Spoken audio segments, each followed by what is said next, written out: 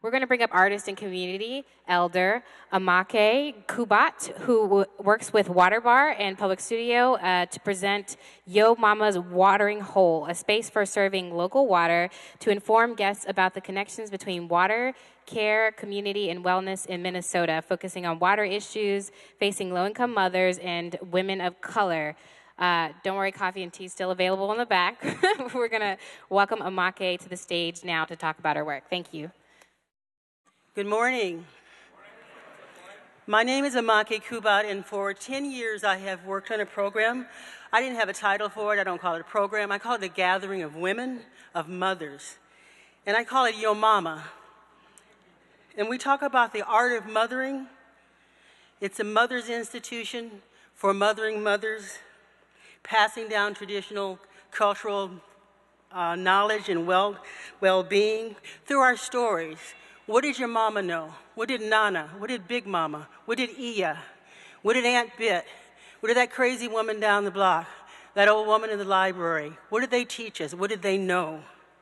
Because I think a lot of these conversations are people who are teaching to the choir. You know what you do, and you come up here and you talk about what you do, and you talk in a language that you understand, talking about doing something for people you don't understand, you don't know, they're not a part of your lives.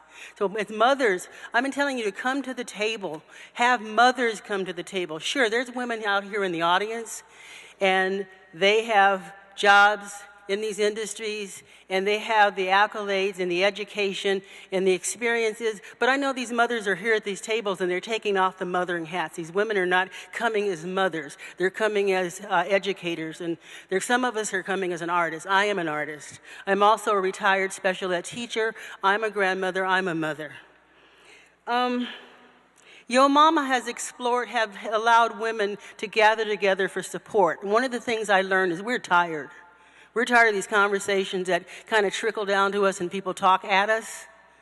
We're tired that our problems are seen as porn for a porn fest. You know, oh God, they're still suffering, so we're okay. I'm okay. I'm not down at that level.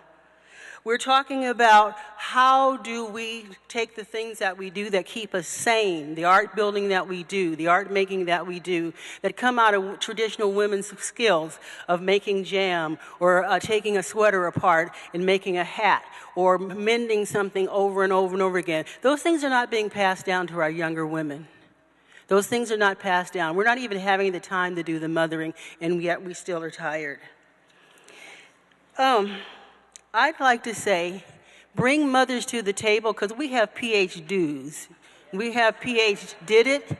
We have PH how we know how to get it done.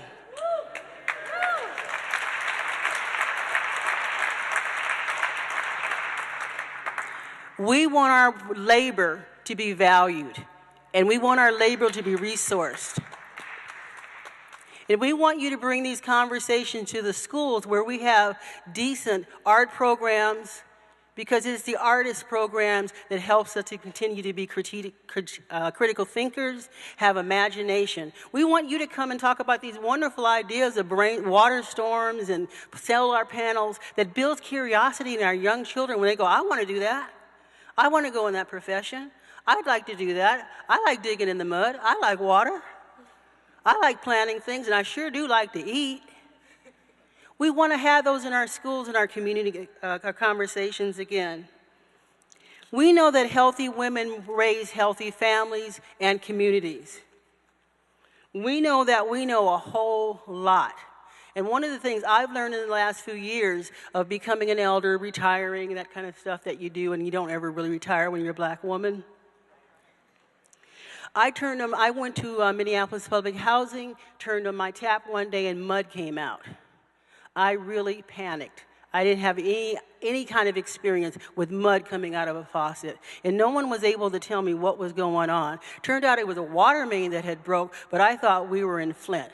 I'm a North Sider. I'm a North Sider for life, and it made me really scared. It made me think about, what if North Minneapolis becomes another Flint? What if North Minneapolis becomes another Flint? Because we know we have been designated as a Negro slum. It's on a map. It's written on a map. I have seen it.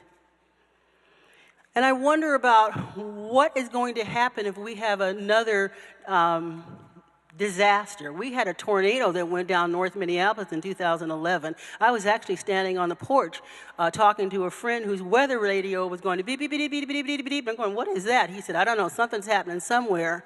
And I was on the porch and I thought, something just went down the street. I'm not quite sure what it was, but it was like a ghost or a shadow. I didn't have language for it. And found out we had had a tornado, no sirens just went off. I called my boss, I worked for Minneapolis Public Schools, and I said, hey, do we have work tomorrow? And my boss said, why are you calling me on a Sunday talking about going to work on Monday? And I said, we just had something went down the street, I believe it's a tornado. And she said, oh my God, and she came from St. Paul to North Minneapolis and drove around with us, and we thought, what are we going to do? Schools were open, and what we had to do that Monday was to make sure those children were not traumatized by the wind, by rustling leaves, by little dirt devils swinging around, because they had lived through something where they did not have the language. So Yo Mama has gathered women for years to come together to talk about the things they have no place else to talk about it. We're scared. We're scared that the police are shooting our children for anything. You can be barbecuing now and get please show up, because somebody's going to call and say, oh, I'm scared, I'm frightened. Well, where do the frightened mothers go? Where do we go when we hear all these conversations about environment and water and solar and this and land and nutrients in the water? Well, please tell me, I did not know nutrients was actually pig poop. I'm thinking, what's wrong with vitamin B in the water? Because that's the language. So language is used as a tool of impression. So I stand as your mama who's constantly trying to take information from this group and information from that group. This used to be called the mammy roll. And to make sure that we're all coming to the tables and we have voices to talk about the things that are important to us all. We don't have water, I am sorry. Nobody here is going to live. So as we talk about our infrastructure, think about making a pathways for mothers to come to the table and say what is on their mind. What do you do? Last thing, I am haunted by a conversation from a mother from Flint. She stood before a group that was probably 10 times this size and said, Flint is not over. You might have gotten over the big thrill of it all, or the sensational of it all. It is not over. It is impacting us for 7 generations, from health to education, from living, jobs, you name it. It has impacted us for 7 generations. And then she said something that has been on my mind. I'm not a cook. Don't have to cook now. And she said, it took me 40 bottles of water to make a pasta dinner. And I'm thinking, 40 bottles of water to make a pasta dinner? What kind of pasta is she making? So did the engineers and the men from different organizations like this sitting at the table, mostly white. And they said, man, what kind of dinner is she making? And then I thought, aha, my mother's hat. When you cook, woman is cooking. She's just not putting water in the pot. Somebody wants water, and then they spill it. Somebody's little booty needs to be washed and wiped. You need to wipe down the counters. You drop something on the floor. The dog comes in and licks at something. You got to wash that again. You're washing your hands.